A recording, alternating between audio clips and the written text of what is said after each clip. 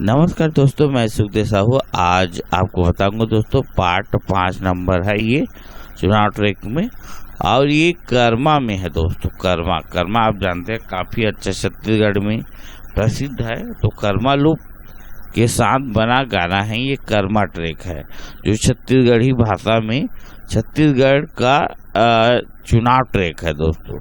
यदि कोई भाई को चाहिए तो बिल्कुल संपर्क करें। प्लस कोई बनवाना चाहता है गाना तो भी संपर्क करें। तो नए तो हमारे चैनल को लाइक शेयर सब्सक्राइब जरूर करें। मैं आपको इस ट्रैक को चला के सुना रहा हूँ। ये डेमो ट्रैक है जो मैं किसी दूसरे का बना के रखा हूँ, उसको आपको चला के सुना रहा हूँ दोस्तों। तो वीडियो में बने रहिए।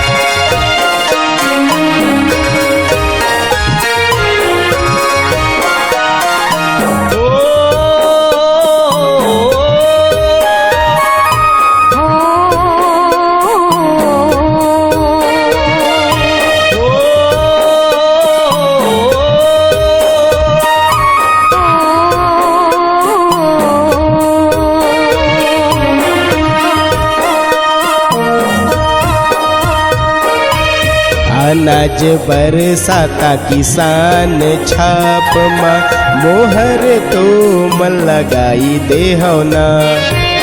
अनाज बरसाता किसान छाप माँ मोहर तो मन लगाई देहो ना।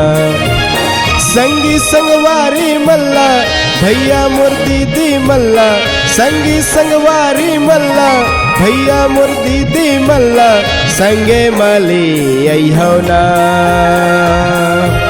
ले अइहो ना। अनाज बरसाता किसान छाप माँ मोहर तो मन लगाई देहो ना। अनाज बरसाता किसान छाप माँ मोहर तो मन लगाई देहो ना।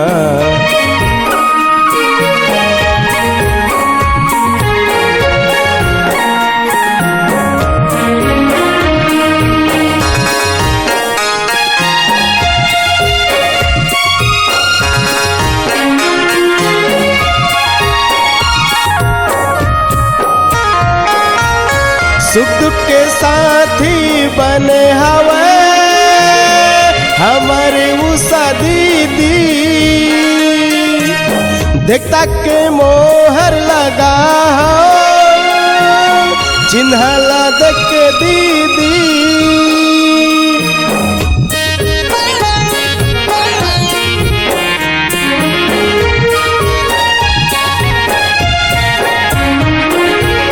सुख दुख के साथी बने हवे हमारी उषा दीदी, देखता के मुहर लगा चिन्ह ला देख के दीदी। कांच के गिलास में मुहर लगाई के हमर दीदी ला जिताई देहो ना। अनाज बरसाता किसान छाप माँ मोहर तो मन लगाई देहो ना।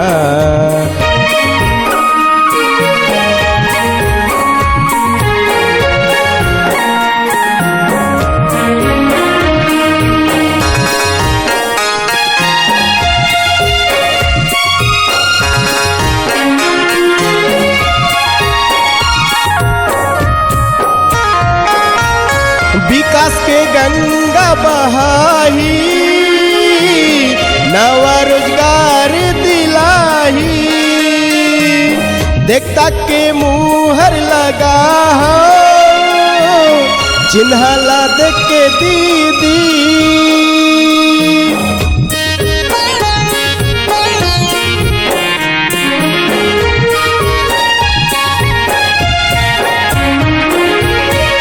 विकास के गंगा बहाई, नवा रोजगार दिलाही, देखता के मुहर लगा हो, चिन्हाला देख के दीदी, कांच के गिलास में मुहर लगाई के हमर दीदी ला जिताई दे हो ना। 28 तारीख के हवे मतदान, पंजामा मोहर लगाई दे हो ना।